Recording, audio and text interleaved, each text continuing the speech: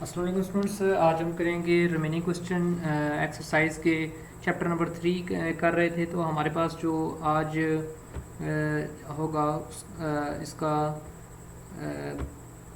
3.11। तो इसको हम देखते हैं। Explain the difference between elastic and in elastic collision.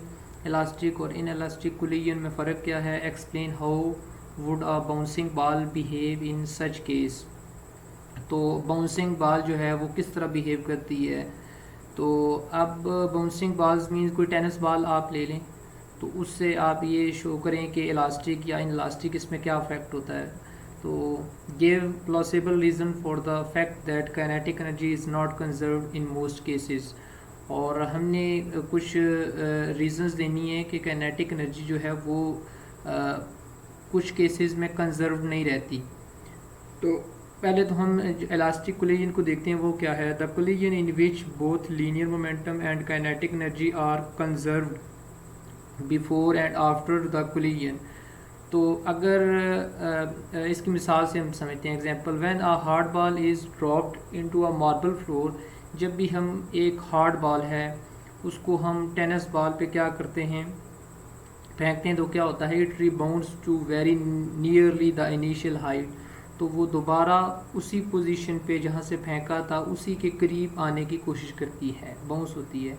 तो इस समझ में क्या होती है कि लीनियर मोमेंटम और जो काइनेटिक एनर्जी जो है वो कंजर्व्ड रहता है before and after the collision. तो ये तो इसका हो गया इलास्टिक कोलिजन का। इन इलास्टिक में क्या होता है, the collision in which both linear momentum and kinetic energy are not conserved after and before collision. ठीक है, कि कोलिजन बिफोर और आफ्टर कोलिजन मोमेंटम और जो काइनेटिक एनर्जी है वो कंजर्व नहीं रहते, वो इन इलास्टिक कोलिजन होती है। इसकी एग्जांपल हम कैसे लेते हैं। After collision if the ball is not able to reach the initial height then there is a loss of kinetic energy.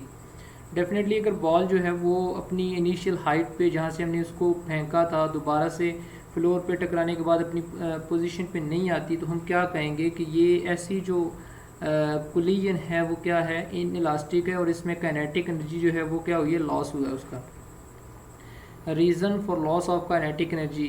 तो इस काइनेटिक एनर्जी के लॉस होने की क्या रीज़न्स होती हैं वो हम देखते हैं। Friction of ball with floor. अब फ्लोर के साथ टकराया है तो फ्लोर जो है वो फ्रिक्शन को क्या करता है, प्रोवाइड करता। बॉल और फ्लोर के दरमियान फ्रिक्शन होने की वजह से काइनेटिक एनर्जी लॉस हो गई। दूसरा है friction of ball and air. अब जो एयर है वो क्या करती है, वो भी उसको इनिशियल पोजीशन पे दोबारा नहीं आने देती। बॉल दोबारा आने की कोशिश करती है लेकिन बॉल की जो काइनेटिक एनर्जी है वो एयर की वजह से क्या हो जाती है, कंज्यूम हो जाती है। तो इसको हम कहेंगे बॉल और एयर के दरमियान फ्रिक्शन। साउंड, हाँ ऐसा भी होता है, जो साउंड है जब भी बॉल टकराई है वो एक आवाज़ आती है टकराने की, तो उस साउंड के जो है वो हम कहेंगे जो काइनेटिक एनर्जी है वो साउंड में कन्वर्ट हो गई, यानी कि एनर्जी में कन्वर्ट हो गई। तो ये रीज़न थी इसकी। नेक्स्ट 3.12 है explain what is meant by projectile motion, derive the expression for the time of light, the range of projectile, show that the range of projectile is maximum when projectile is thrown at angle of 45 degree with horizontal. तो पहले तो हमने projectile motion के बारे में उसकी definition बतानी है, फिर हमने डिराइव करनी है टाइम ऑफ लाइट की डेरिवेशन जो होती है, रेंज ऑफ प्रोजेक्टाइल की डेरिवेशन जो होती है, और हमने ये बताना है कि जब एंगल 45 डिग्री हो तो रेंज ऑफ द प्रोजेक्टाइल क्या होती है, वो मैक्सिमम होती है। ये चीज़ें हमने बतानी है। तो पहला है प्रोजेक्टाइल मोशन क्या होती है, the two dimensional motion under the constant acceleration due to gravity is called projectile motion. हमारे पास टू डायमेंशनल मोशन अगर देखा जाए, ये देखें ये एक्स की तरफ भी जा रही है, ये ऐसे हमने कोई स्टोन है उसको हमें ऐसे थ्रो किए तो ऐसे आएगा ना, उसकी मूवमेंट कुछ इस तरह से होगी। अब देखें ये इसका मतलब है इसका आधा पार्ट जो है वो एक्स एक्सिस की तरफ है, आधा पार्ट वाई एक्सिस की तरफ है। तो ये क्या है, टू डायमेंशनल मोशन हो गई। तो under the constant acceleration due to gravity is called projectile motion. तो अंडर कांस्टेंट एक्सेलरेशन क्या है, मींस कि जी की वैल्यू जो है 9.8 मीटर पर स्क्वायर ही रहती है through out projectile motion. Value of the acceleration will be constant through motion. अच्छा देखें एग्जांपल इसकी क्या है, a missile fired from a launching pad, तो वो भी क्या होता है, वो इस तरह की मोशन होती है और उसको हम प्रोजेक्टाइल मोशन बोलते हैं।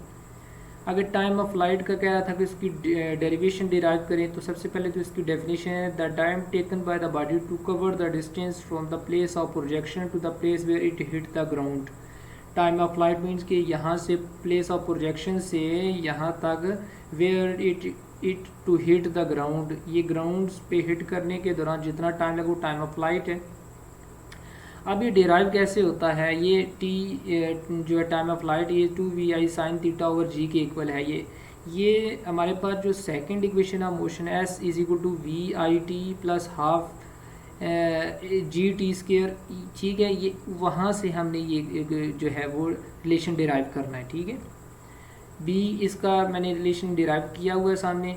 रेंज ऑफ प्रोजेक्टाइल क्या होता है, maximum distance which projectile covers in horizontal distance.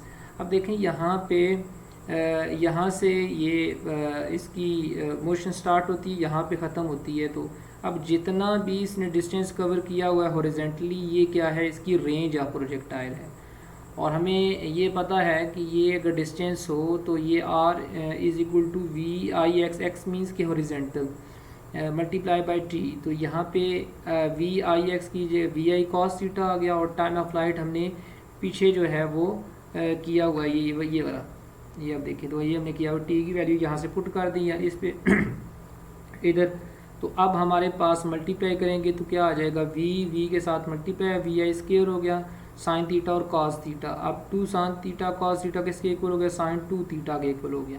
तो अगर हम थीटा यहाँ पे 45 डिग्री पुट करते हैं तो साइन 90 हो जाता है, और साइन 91 के इक्वल होता है। तो हमारे पास जो रेंज होती है वो मैक्सिमम होता है, यही हमने प्रूव करना था। 3.13 है, एट व्हाट पॉइंट और points in its path does a projectile have its maximum speed, it's minimum speed.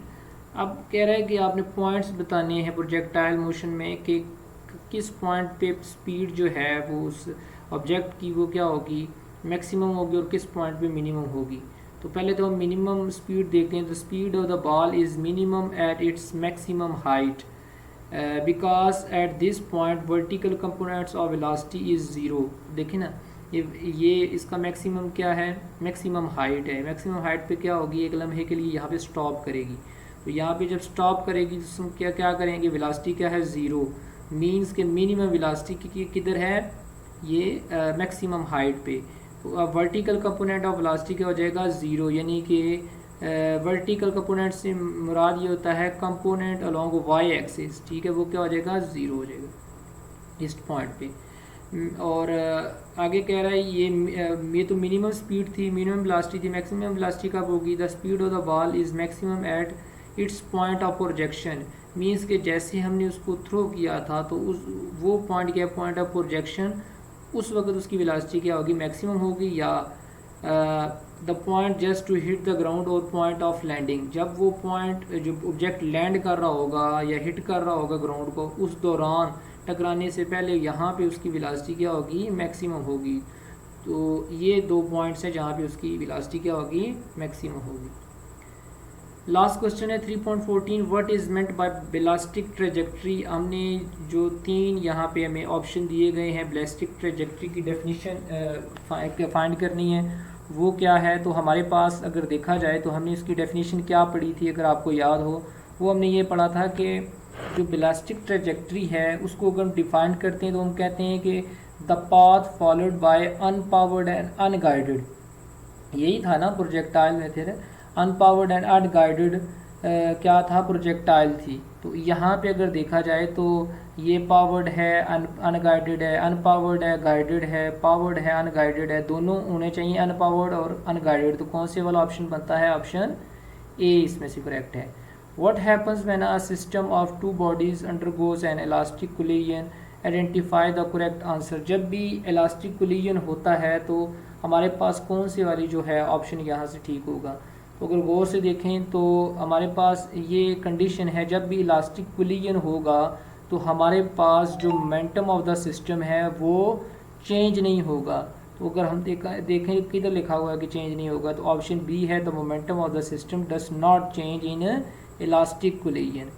तो स्टूडेंट्स आज के यही क्वेश्चन थे। आप हमारे चैनल को सब्सक्राइब करें नीचे और बेल आइकन को ज़रूर क्लिक करें ताकि नई आने वाली जो वीडियोज़ हैं वो आपको मिलती रहें। आज की लेक्चर को हम यहीं पे ख़त्म करते हैं। Thank you.